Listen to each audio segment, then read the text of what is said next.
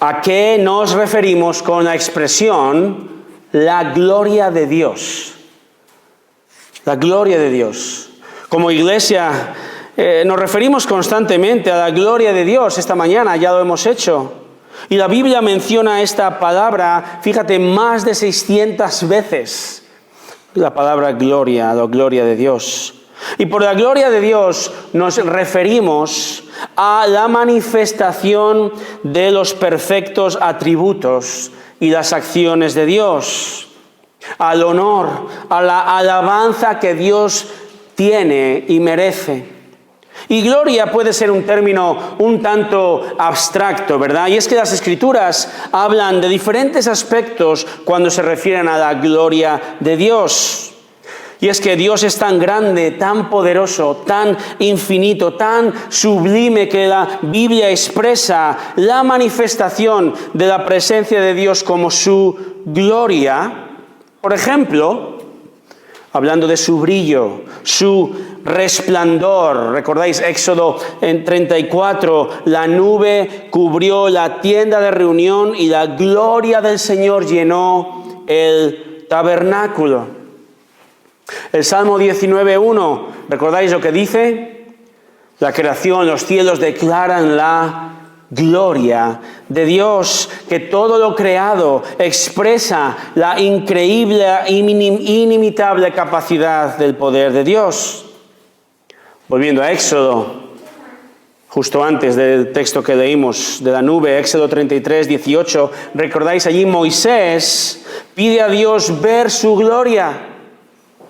Pero Dios es tan poderoso y glorioso que el hombre no puede ver a Dios y resistirlo y vivir. Aún más allá de las Escrituras, ¿recordáis el catecismo de Westminster? La primera pregunta dice: ¿cuál es el fin principal y más noble del hombre?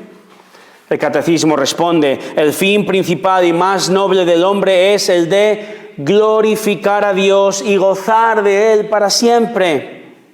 Los cristianos damos gloria a Dios. Aunque Él ya es plenamente glorioso, utilizamos esta expresión como una manera de expresar honra, respeto, adoración, alabanza y obediencia al único Dios. En cambio, como dice Primera de Pedro 1:24, la carne, lo creado, es como la hierba, ¿verdad? Toda nuestra gloria se termina, como la hierba se seca. Estamos en verano, ¿verdad? Y esta semana va a dar mucho calor. ¿Qué ocurre con la gloria de tu verde césped?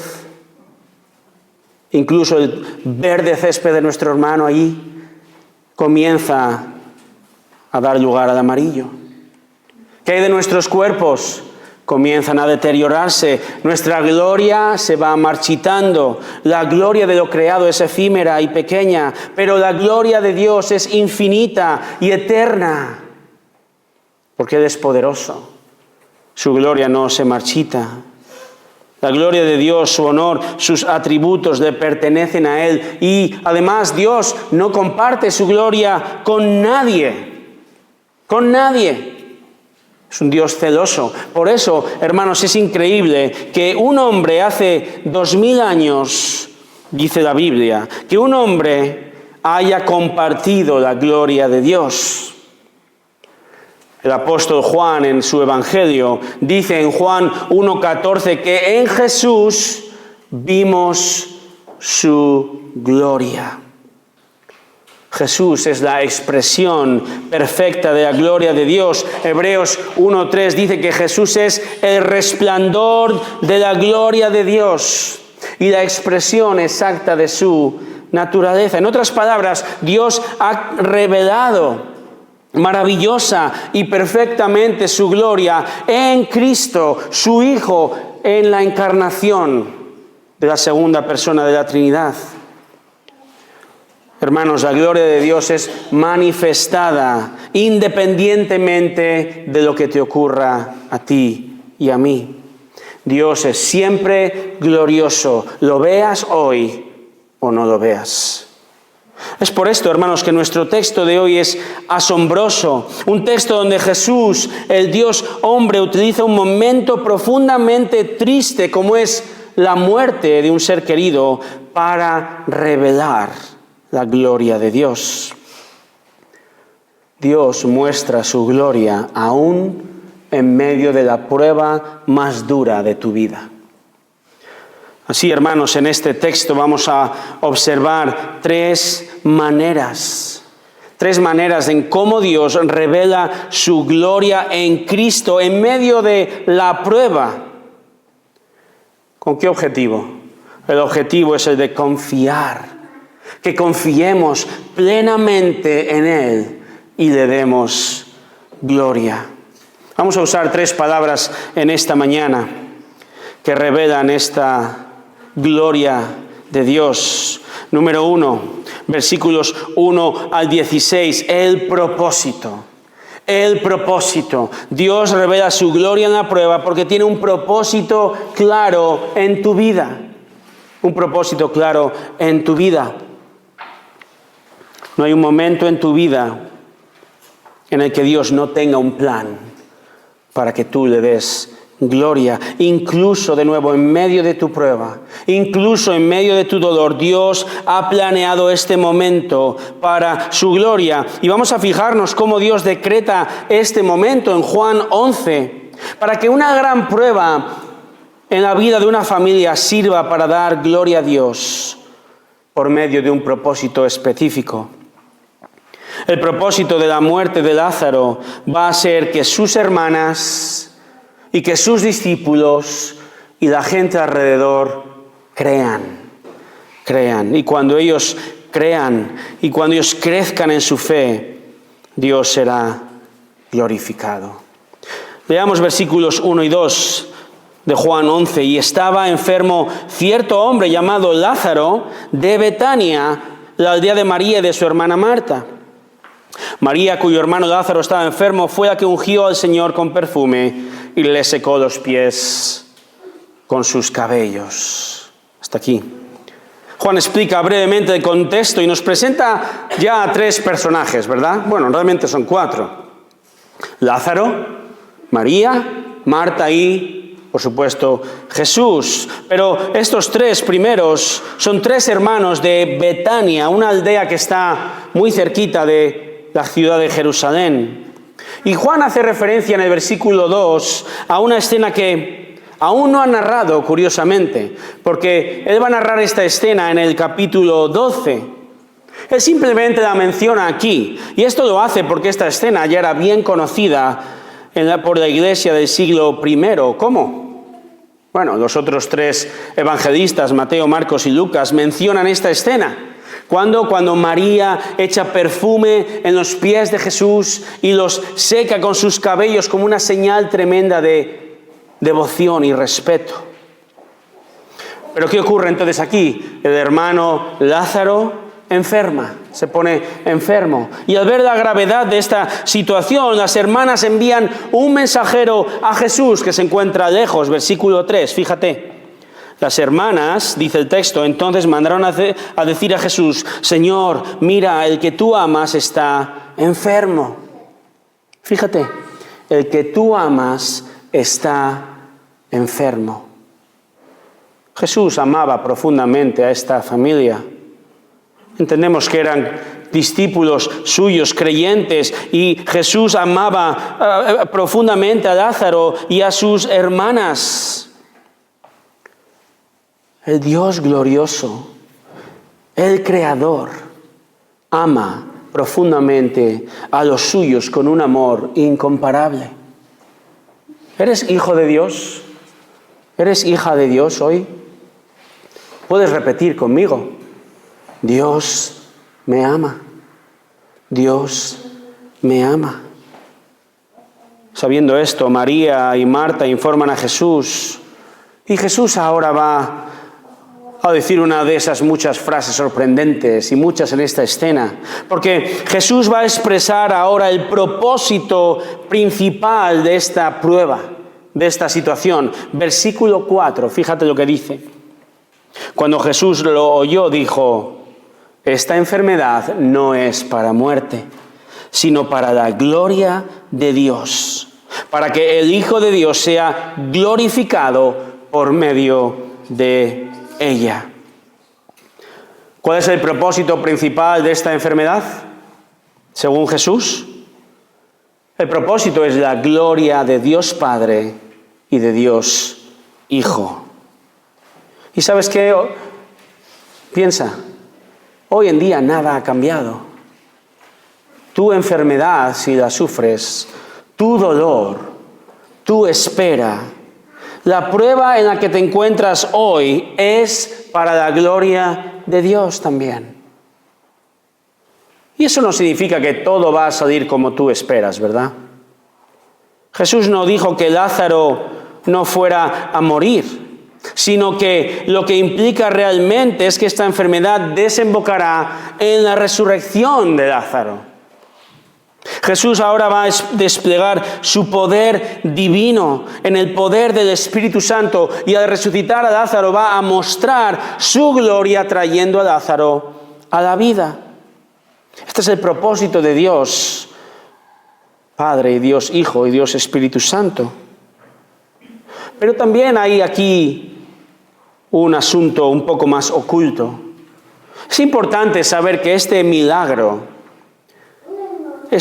va a ser la gota que colma el vaso de los judíos, de los religiosos.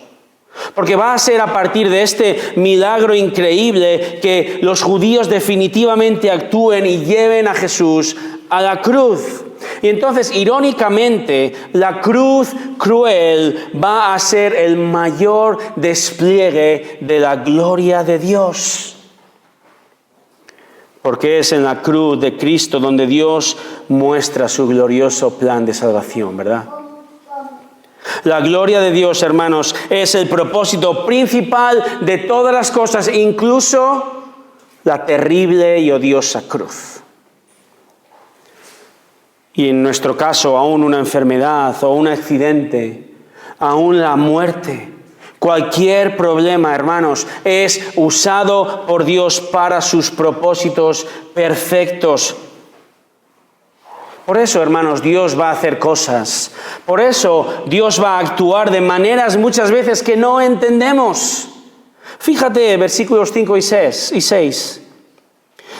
Y Jesús amaba a Marta y a su hermana y a Lázaro. Versículo 6. Cuando oyó pues que Lázaro estaba enfermo, corrió a sanarle. ¿Dice esto el texto? Fíjate lo que dice el texto. Entonces se quedó 2 días más en el lugar que estaba. Si alguien que tú amas profundamente está enfermo, ¿qué vas a hacer? Vas a hacer todo lo posible para ir a verle y estar a su lado. Pero increíblemente Jesús, quien amaba profundamente a esta familia, en lugar de correr y viajar rápidamente, dice que se quedó 2 días más en el lugar que estaba. ¿Cómo? Jesús les ama, pero decide quedarse 2 días más lejos. Y lo que podríamos pensar que es un acto cruel de parte de Jesús, realmente tiene un propósito muy claro que Él va a revelar en el versículo 15.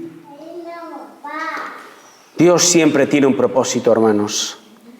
El propósito supremo de todo lo que hace es su gloria. Pero además, recuerda, Él te ama y Dios tiene un propósito específico en tu vida, aún en medio de circunstancias difíciles que no entiendes, aún cuando tienes que esperar a una solución 2 días o 2 años o 2 décadas, aún cuando no lo entiendas, tienes que hacerte esta pregunta.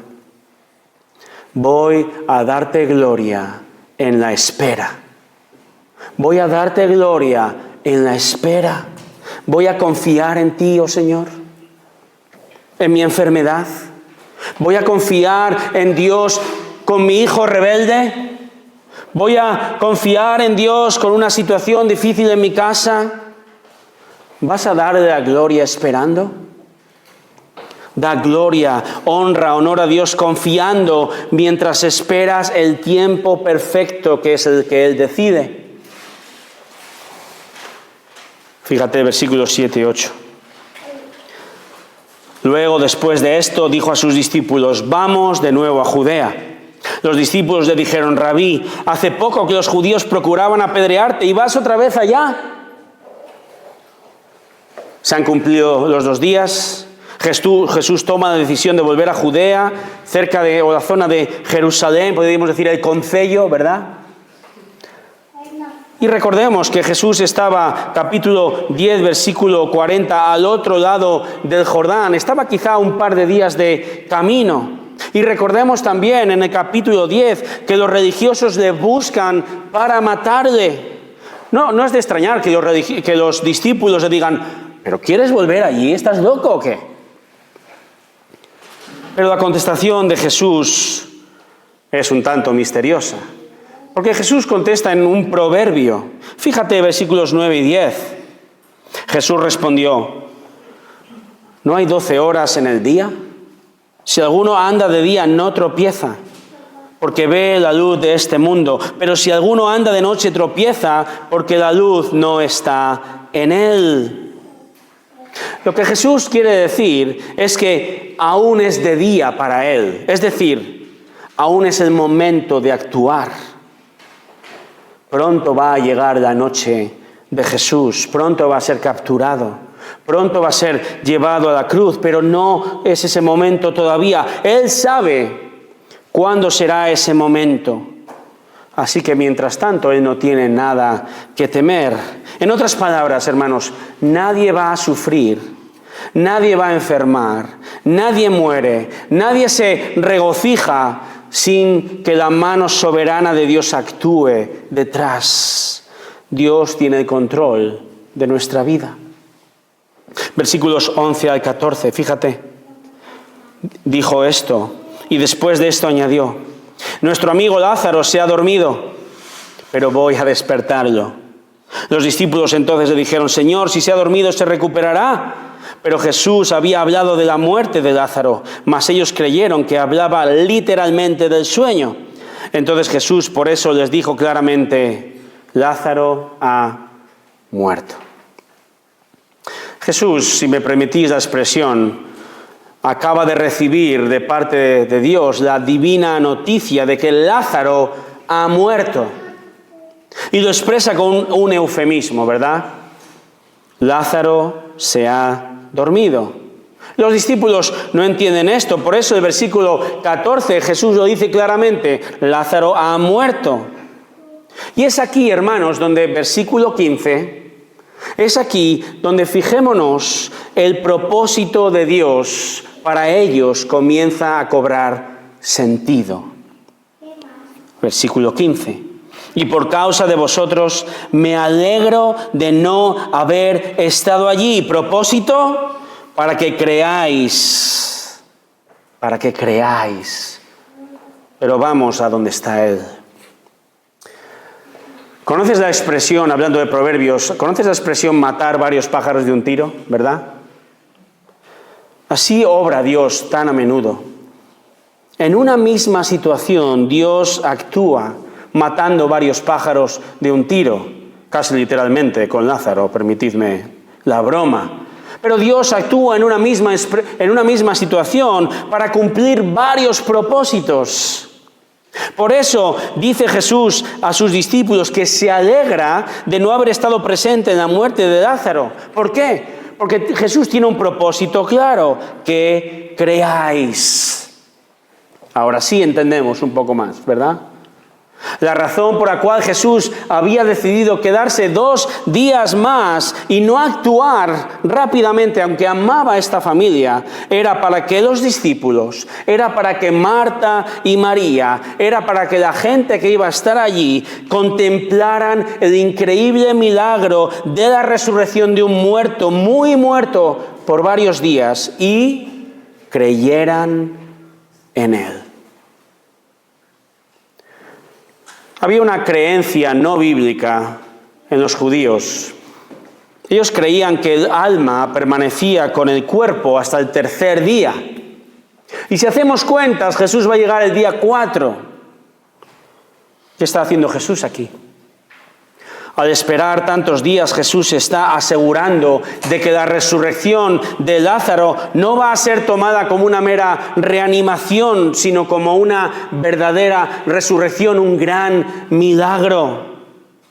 Porque el propósito de Jesús es que crean. Que los que ya creen crezcan en su fe y confianza en el Señor. Y los que no creen, crean en Jesús para salvación. Querida iglesia, la prueba llega a tu vida para que crezcas en tu fe en Él. La prueba llega a tu vida para que crezcas en tu confianza en Dios. Por eso Santiago 1:3, ¿verdad? Tened por sumo gozo que te encuentres en medio de la prueba. Porque la prueba produce paciencia. Y esa paciencia confiada en el Señor producirá como resultado un crecimiento a la imagen de Dios, ser más como Él. Y es por eso que podemos y debemos tener sumo gozo en medio de la prueba más dura. Primero, porque Dios nos ama y porque nos cuida y porque nos sostendrá y porque Dios tiene un propósito en nuestra vida. Él tiene muchos propósitos en medio de la prueba. Pero el mayor es que crezcas en confianza y seas más como Él y asegures tu fe y tu seguridad de salvación. Pero ¿qué ocurre en las pruebas tan a menudo? ¿Qué nos pide el cuerpo? Nos enfadamos, ¿verdad? Nos irritamos o crecemos en nuestra ansiedad. O incluso en nuestro enojo contra Dios y contra los demás, porque no entendemos nuestras circunstancias y nos enfadamos. Pero si vivimos así, esa prueba no tendrá ningún valor.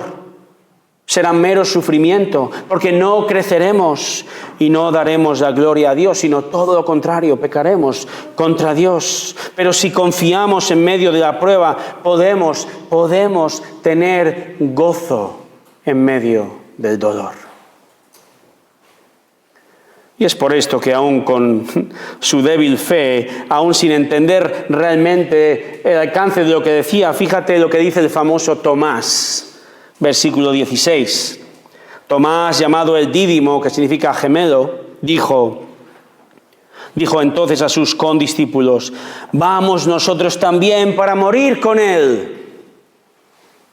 Un poco pesimista, ¿verdad? Pero Tomás muestra dos cosas aquí. Por un lado, muestra su tremenda valentía. Él es valiente. Él está dispuesto aún a morir por su Maestro Jesucristo. Esto es digno de admiración, ¿verdad? Pero también Tomás muestra ignorancia.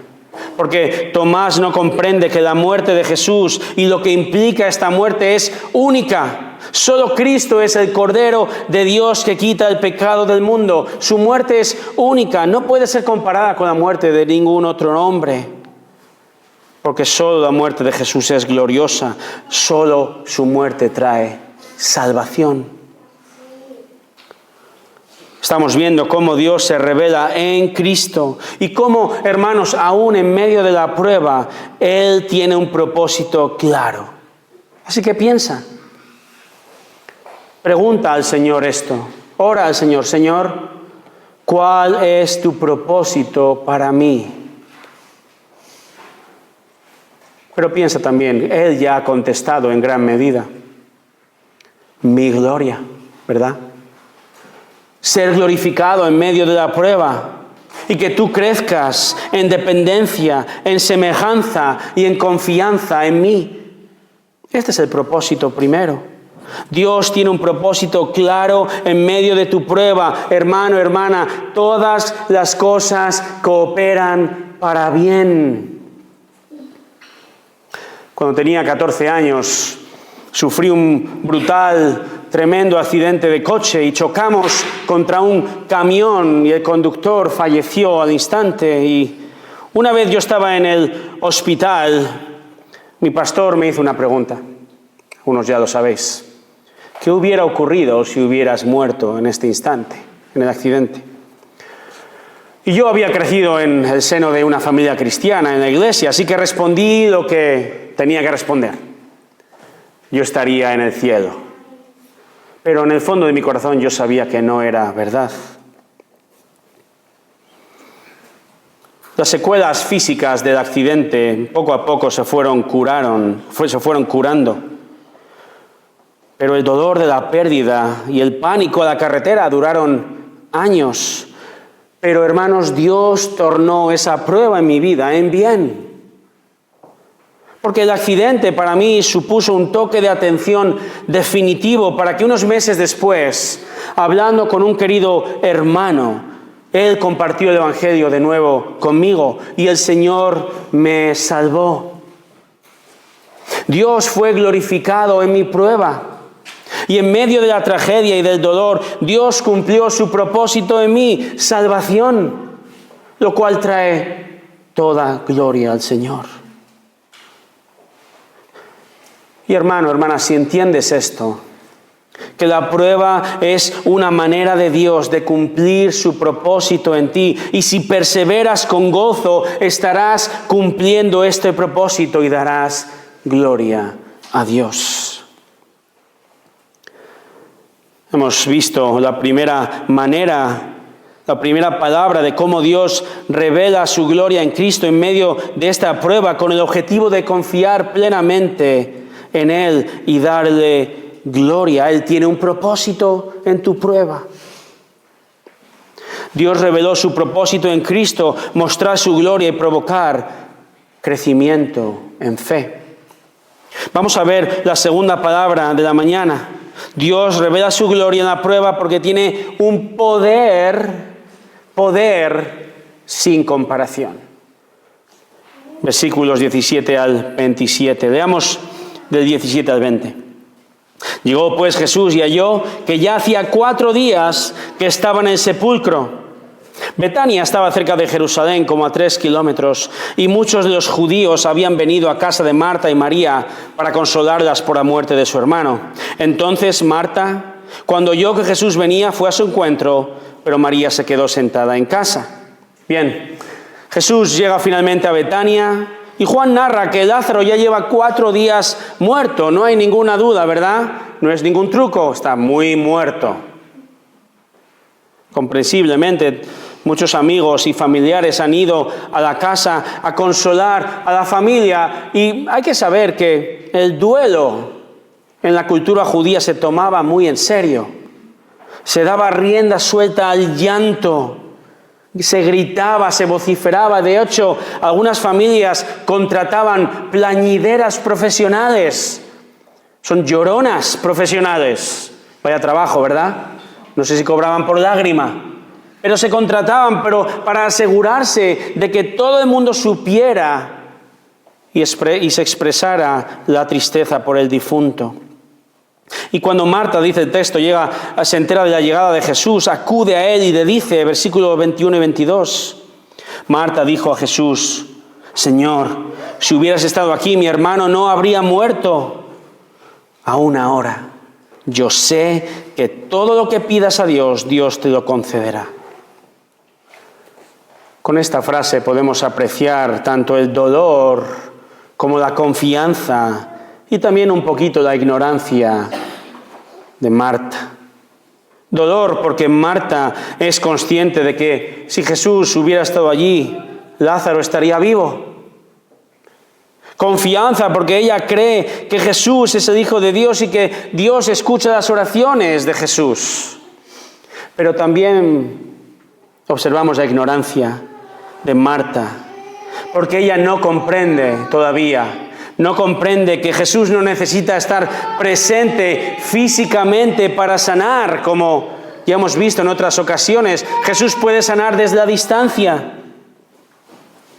Además, Jesús va a reprender a Marta por su falta de fe en el versículo 40. Y entonces no es tanto que ella crea que Jesús puede ya resucitar a su hermano, sino ella tiene una esperanza un tanto confusa en el poder de Jesús. Sí, yo sé que tú puedes resucitar. Es un lío emocional. ¿No somos así nosotros también? En medio de nuestra aflicción, ¿qué ocurre con nuestras emociones? ¿Qué ocurre con nuestros pensamientos? Están a flor de piel, ¿verdad? Queremos creer en el Señor, queremos confiar en Él, sabemos la verdad de su palabra y la traemos a la mente y un segundo después nos vemos inmersos en la oscuridad del dolor de una situación que no podemos controlar porque nos cuesta creer que verdaderamente Dios tiene poder, que Dios tiene un propósito soberano y aún bueno en la prueba. Sabemos que Dios es todopoderoso, que nos ha salvado, pero realmente no tenemos la fe de que Él pueda actuar de manera específica en nuestra vida. ¿Te ocurre a ti? ¿Te ha ocurrido? Es en estos momentos, hermanos, cuando debemos confiar plena y ciegamente en el Señor. Es en este momento de tribulación cuando hemos de someternos a su buena y perfecta voluntad, porque Él va a actuar. Encuentra entonces descanso en Él. Aunque tengas que esperar 2 días o el resto de tu vida. Quizá tengas que esperar hasta estar algún día cara a cara con Cristo y escuchar la explicación de por qué te hizo esperar y pasar por esta prueba el resto de tu vida. Pero ¿vas a confiar en Él hoy? ¿Vas a confiar en Él? Marta es una verdadera privilegiada. Lo que nosotros solo podemos esperar ansiosamente, soñar casi en el futuro. Ella lo tiene delante, ella tiene a Jesús delante. Y Jesús, en una muestra de amor y misericordia tremendas, pastorea a Marta. Y le dice en el versículo 23, tu hermano resucitará. Jesús dice, voy a resucitar ahora a tu hermano. Pero Marta todavía no entiende. Fíjate, versículo 24. Marta le contestó, yo sé que resucitará en la resurrección en el día final. Está hecha un lío. Jesús se refiere a la resurrección inmediata en ese momento. Marta entiende que sí, Jesús habla de la resurrección final de la que el Antiguo Testamento habla. Aún Jesús, capítulo 5, versículos 28 y 29 de Juan. ¿Recordáis lo que dice? Jesús dice que en el futuro todos los que están en los sepulcros oirán mi voz y saldrán los que hicieron lo bueno a resurrección de vida y los que practicaron lo malo a resurrección de juicio. Jesús dice que va a llegar un día en que toda persona sin excepción va a resucitar. Tendremos nuevos cuerpos preparados para la eternidad. Ahora bien, habrá un cuerpo preparado para la eternidad con Cristo y un cuerpo preparado para la eternidad sin Cristo en el lago de fuego. Así que déjame preguntarte esta mañana, como me preguntó a mí mi pastor, ¿qué ocurrirá cuando mueras? ¿Qué ocurrirá cuando milagrosamente Dios te dé un nuevo cuerpo preparado para la eternidad? ¿A dónde vas a ir? La Biblia advierte y avisa. Te digo, no quieres tener un cuerpo resucitado para pasar la eternidad en el infierno, en un constante, inextinguible dolor, un dolor infinitamente mayor que el que podrías tener con la muerte de tu ser más querido, un dolor desesperanzado, intenso, incesante. ¿Por qué? Porque has pecado, todos pecamos y es imposible que alcancemos la gloria de Dios perfecta, dice Romanos 3:23, pero te digo a ti, amigo, en esta mañana, aún hay esperanza, aún puedes arrepentirte, aún hay oportunidad de creer en Jesucristo. Fíjate en Marta, profundamente entristecida, ¿verdad? Pero ella sabe que llorar con Cristo es infinitamente mejor que reírse sin Él. Cree en Jesucristo en esta mañana para el perdón de tus pecados y vive eternamente. Solo Jesús puede darte vida de verdad. Y por eso Jesús va a expresar ahora una de las más maravillosas y hermosas verdades que muestran su deidad, que Él es Dios. Jesús ya ha dicho, yo soy el pan de vida. Jesús ya ha dicho, yo soy la luz del mundo. Él ya expresó, yo soy la puerta. Y también ha dicho, yo soy el buen pastor. Y ahora fíjate lo que dice en el versículo 25. Yo soy la resurrección y la vida. El que cree en mí, aunque muera, vivirá. Jesús es la resurrección. ¿Cómo es esto? Jesús no solo tiene poder para resucitar cualquier cuerpo muerto, sino que Él tiene poder para resucitar tu corazón muerto, espiritualmente hablando. Él salva al muerto espiritual. Él salva a su propio enemigo. Él da vida al pecador que está muerto, pero que vivirá porque Jesús da vida, pues es vida. Sin Jesús, sin Dios, no habría vida física ni vida espiritual. Jesús dice además en el 26, y todo el que vive y cree en mí, fíjate bien, no morirá jamás. Para el creyente, el fin de nuestra vida física es solo un sueño. Para nuestro cuerpo es como dormir. Como Jesús dijo, es hasta que resucite a la vida verdadera.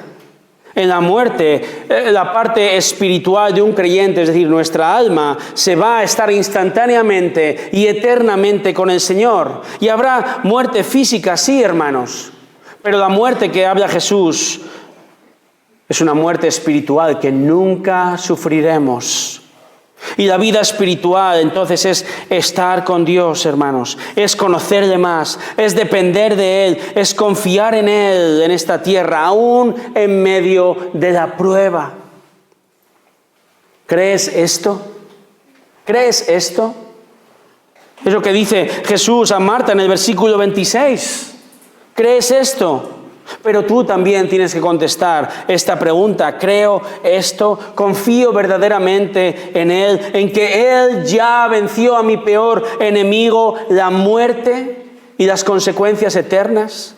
¿Confío que entonces no hay prueba imposible para Él? Piensa en esto. ¿Creo que Él me ama y me cuida como está amando y cuidando a esta familia? ¿Vives con esta certeza, hermano, como Marta? Fíjate, versículo 27. Ella le dijo, sí, Señor, yo he creído que tú eres el Cristo, el Hijo de Dios, el que viene al mundo. Ella confiesa con fe quién es Jesús, el Cristo, el Hijo de Dios encarnado. Ella está cumpliendo el propósito de Jesús en esta prueba, ¿recordamos? Ella está creyendo. Está creciendo en su fe, creciendo en su entendimiento del poder inigualable de Cristo. Y cuando entendemos que Jesús tiene todo poder, esto trae confianza plena en medio del dolor y da gloria a Dios. Cuando en el segundo libro de Crónicas, capítulo 32, leemos cómo el poderoso rey Sennacherib, rey de Asiria, invade Jerusalén. El piadoso rey Ezequías se pone manos a la obra y reedifica murallas y torres, ciega pozos y construye armas. Ha de hacer todo esto. Pero Ezequías entiende perfectamente que depende del poder inigualable de Dios en esta prueba que está viniendo. Y no está en su fuerza ni en sus armas, ¿verdad? Ni en su estrategia militar. Por eso Ezequías dice, 2 de Crónicas 32:7, fíjate lo que dice. Sed fuertes y valientes, dice a sus soldados. No temáis ni os acobardéis a causa del rey de Asiria, ni a causa de toda la multitud que está con él. Y ahora no dice, no tengáis miedo porque tenemos armas y murallas, no. Dice, porque el que está con nosotros es más poderoso que el que está con Él. Porque Él está solo un brazo de carne, pero con nosotros está el Señor, nuestro Dios, para ayudarnos y pelear nuestras batallas. ¿Vas tú a confiar así? ¿Vas a confiar en el Dios que es la resurrección y la vida en medio de la batalla que estás lidiando hoy? Fíjate cómo Dios está mostrando, revelando su gloria a través de su Hijo Jesús en medio de la prueba de esta familia. Ahora tú confía, crece y cree en Él y dale gloria. Este es su propósito para ti y Él tiene todo poder para llevarlo a cabo. La tercera palabra de la mañana y última es percepción. Percepción. Dios revela su gloria en la prueba porque tiene una percepción perfecta de nuestra necesidad.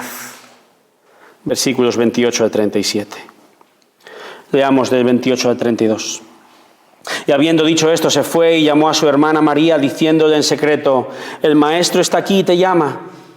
Tan pronto como ella lo oyó, se levantó rápidamente y fue hacia él. Pues Jesús aún no había entrado en la aldea, sino que todavía estaba en el lugar donde Marta le había encontrado. Entonces los judíos que estaban con ella en la casa, consolándola, cuando vieron que María se levantó deprisa y salió, la siguieron, suponiendo que iba al sepulcro a llorar allí. Cuando María llegó a donde estaba Jesús, al verle, se arrojó entonces a sus pies, diciéndole: Señor, si hubieras estado aquí, mi hermano no habría muerto. Ahora es María, la más tranquila de las dos, quien acude al encuentro de Jesús. Vemos cómo Marta intenta decirle en secreto, en susurros, que Jesús está fuera.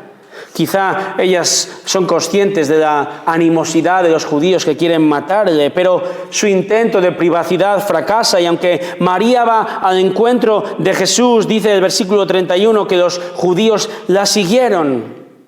Y cuando María llega donde Jesús, dice exactamente, os fijáis, las mismas palabras que su hermana. Palabras que mezclan fe en Jesús con un profundo dolor de la situación y también con la ignorancia de una mujer que no ha pensado que el poder del Salvador más allá de la distancia y el tiempo. Con todo, vamos a observar a un Jesús respondiendo como quien es, plenamente Dios y plenamente hombre.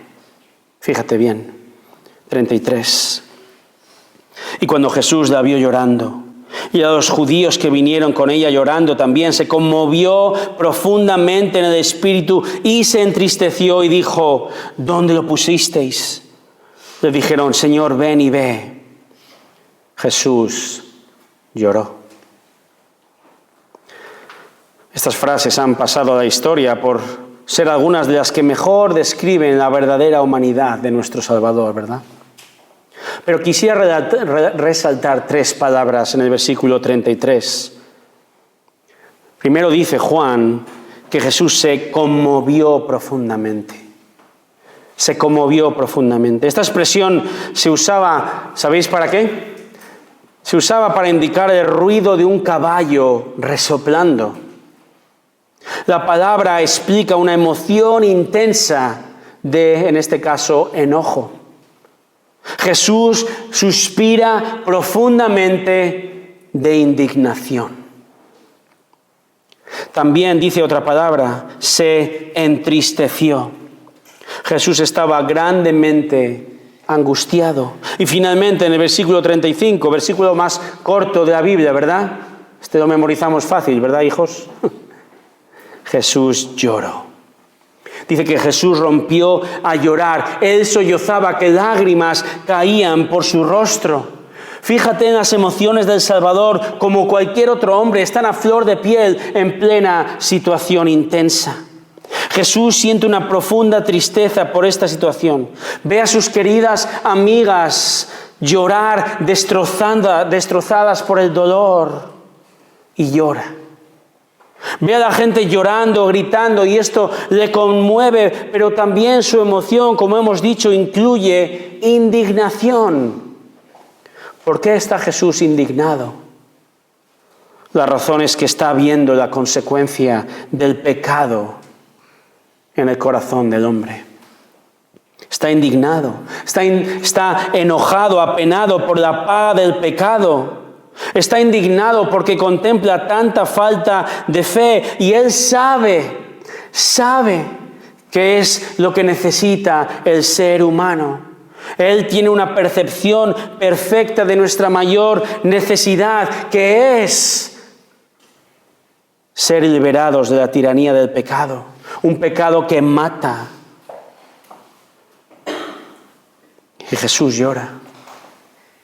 Jesús llora porque el mundo está cegado a esta realidad, como podemos ver ahora en el final de esta sección, versículos 36 y 37. Por eso los judíos decían: mirad cómo lo amaba. Pero algunos de ellos dijeron: ¿no podía este, que abrió los ojos del ciego, haber evitado también que Lázaro muriera?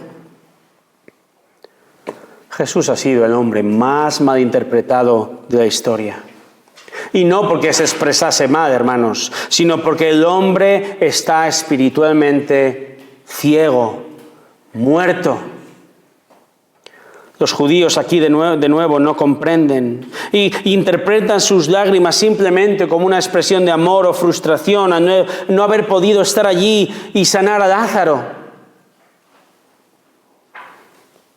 Hermanos, la mayor necesidad del hombre es comprender quién es Jesús y cuál es su propósito soberano. Así que en medio de la prueba, recuerda quién es Jesús. Él es Dios. Él tiene un propósito mucho mayor del que piensas, porque Él conoce mucho mejor que tú tu mayor necesidad. Dios tiene una percepción perfecta de tu corazón. Él sabe qué es lo que necesitamos. Necesitas más paciencia, ¿verdad? Amén. Necesitamos más fe. Necesitamos más confianza. Necesitamos más sabiduría. Necesitamos más amor y empatía por los demás. Necesitamos todo esto y mucho más. Y el Señor, que nos ama, envía pruebas para nuestro, no fastidio, sino crecimiento en fe a su imagen, para que tú y yo seamos más y más como nuestro perfecto y glorioso Salvador, y para contemplar con gozo en medio de los problemas, en medio de tu adversidad, que mires a lo alto y contemples y entiendas su gloria. Porque recordemos, todo esto se trata no de nosotros, sino de la gloria de Dios. Se trata de responder, sea que te ríes, sea que lloras, responder de tal manera que Dios sea glorificado. Se trata de crecer, se trata de comprender el propósito de Dios en tu vida. Se trata de reconocer una vez más que soy un inmaduro, que me ahogo en un vaso de agua, que no confío realmente en nuestro Dios, que no crezco como debiera y que no le glorifico entonces. Pero también, en medio de ello, responder con madurez, porque es un proceso, ¿verdad? Es un proceso en nuestra vida. A José le costó entenderlo, ¿recuerdas? Génesis. José, el hijo predilecto, vendido por sus propios hermanos, enviado a una tierra lejana, Egipto, y después de años de esclavitud, años en prisión, solo, en medio de la injusticia, en medio de la amargura, después de años de una constante prueba de su fe, dice por fin a sus hermanos en Génesis 50, 19, no temáis. ¿Acaso estoy yo en lugar de Dios? Vosotros pensasteis hacerme mal, pero Dios lo tornó en bien para que sucediera como vemos hoy y se preservara la vida de mucha gente. Jesús tardó una vida en comprender que Él no es el capitán de su destino. Él entendió día tras día, prueba tras prueba, que Dios es el que ocupa el lugar de preeminencia. Es Dios quien tiene el control de su vida. Y aun cuando sus hermanos planearon e hicieron efectivamente lo malo, Dios usó esta prueba durísima en su vida para bien. Todas las cosas cooperan para bien para un hijo de Dios. Romanos 8:28. Y todas, hermanos, incluyen las aflicciones en la vida. Jesús entiende esto. Jesús, el resplandor de la gloria de Dios, la expresión exacta de su naturaleza, la revelación gloriosa y perfecta de Dios, el Dios encarnado. Él es el mayor ejemplo de cómo los hombres tramaron lo malo, lo peor, clavándole en la cruz, pero Dios lo tornó en bien, mostrando la gloria y el perdón de la cruz, rescatando a sus enemigos de las garras del pecado y la muerte. Dios tornó la cruz en bien, liberándonos para que nuestro llanto se convierta en alabanza y gozo eternos. Dios tornó la terrible cruz en bien, salvándonos y entendiéndonos que Él nos ha llamado conforme a su propósito. Hermanos, Dios quiere revelar su gloria en medio de la prueba. Él quiere que tú le glorifiques hoy en medio de tu situación dura o la que está por llegar, porque va a llegar. Él tiene un propósito claro, muchos en tu vida.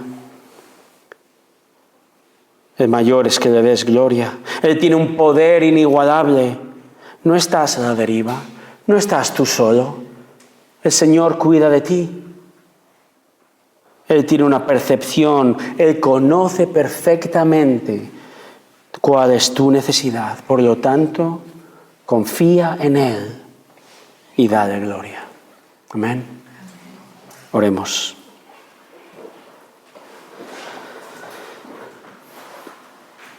Esperamos en ti, oh Señor. Hay tanto que no entendemos, hay tanto que se nos escapa, pero queremos pedirte que nos ayudes a comprender algo. Que tú tienes un propósito, que es tu gloria. Y queremos unirnos a este propósito en la manera en cómo respondemos cada día de nuestra vida, estemos en una prueba o no. El propósito de nuestra vida sea glorificarte a ti por siempre. Señor, entendemos también que hemos de esperar tan a menudo. Señor, somos tan ignorantes y vemos lo que está inmediato a nuestro alrededor, en nuestro segundo, y no vemos las implicaciones eternas de lo que nos ocurre. Ayúdanos a comprender, ayúdanos a depender, ayúdanos a confiar en tu poder inigualable, que obra todo para bien. Señor, porque tú tienes una percepción de nuestro corazón y de nuestras necesidades que nosotros siquiera tenemos. Y tú vas a enviar, vas a permitir situaciones en nuestra vida que van a ayudarnos a crecer y darte gloria. Ayúdanos a responder de una manera que te honre y a confiar dependiendo en ti, adorándote y dándote la gloria. En el nombre de Jesús. Amén.